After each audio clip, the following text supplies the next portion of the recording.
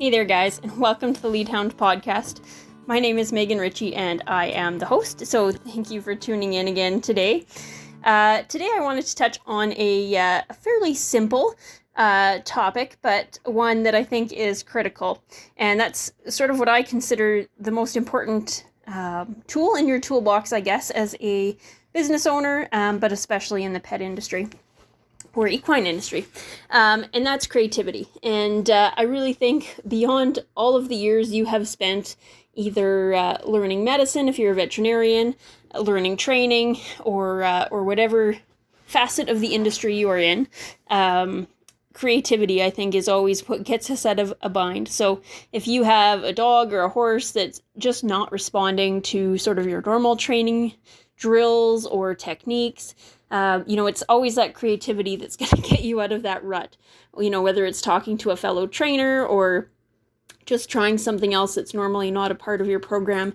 Usually it's that outside of the box thinking that really gets you the results and sets you apart. So I think it's the same as a veterinarian. If you're working with a client dog, I'll say like my own little beasts, that have multiple health issues or just something that's a little trickier to solve. Allergies can be in that area where they're just so frustrating to not be able to figure out and pinpoint exactly what the issue is. And, as a veterinarian, persistence is obviously key, but also that creativity to just think, what else could it be? What other factors are in there that we're not thinking about?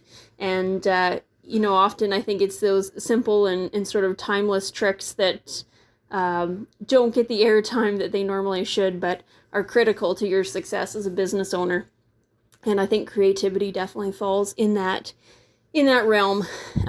So this wouldn't be very helpful if I didn't at least give you a few ideas to help boost your creativity. So one of the things that I really love and found successful for me is just to go travel somewhere. So this certainly could be, for me, I like to jump in the car and just drive somewhere around in the country, but you don't have to go very far, but there's just something about movement that really seems to kind of get us outside of our own heads. So I know I've heard horse trainers say that they have more success training their horses when they're riding their lawnmower, just because they're out, kind of doing something, focusing on something else, and letting their brain kind of work in the background. And often that's when it'll hit them. And I certainly find that that's true for myself. Often on those little road trips around our city, that's when sort of, I'll say, inspiration hits, but there's just something about movement that seems to get our brains thinking and working in the background, and you certainly don't have to be driving. I find the same thing when I walk my dogs or go for a hike or whatever, but anything with movement seems to kind of kick that creativity into overdrive without us thinking about it too much. And the other thing I definitely get value out of, and I suspect you've found this as well, is just to find a sounding board, a friend or a fellow business owner in the same industry as you that you can bounce ideas off of and who's kind of outside of the situation.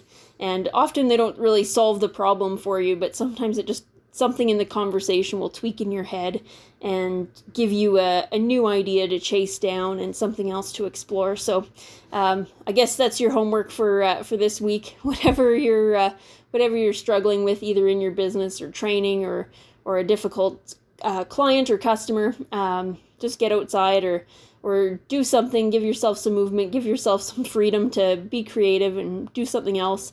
Don't focus on that particular problem. Just let your brain work in the background, and I hope that gives you the results you're looking for and gives you that burst of creativity you need to solve whatever ails you this week. I know we always have something, it seems like, some crisis or problem that pops up, but I hope that helps you deal with this week's. So with that, thank you for tuning in, and I'll catch up with you guys next week.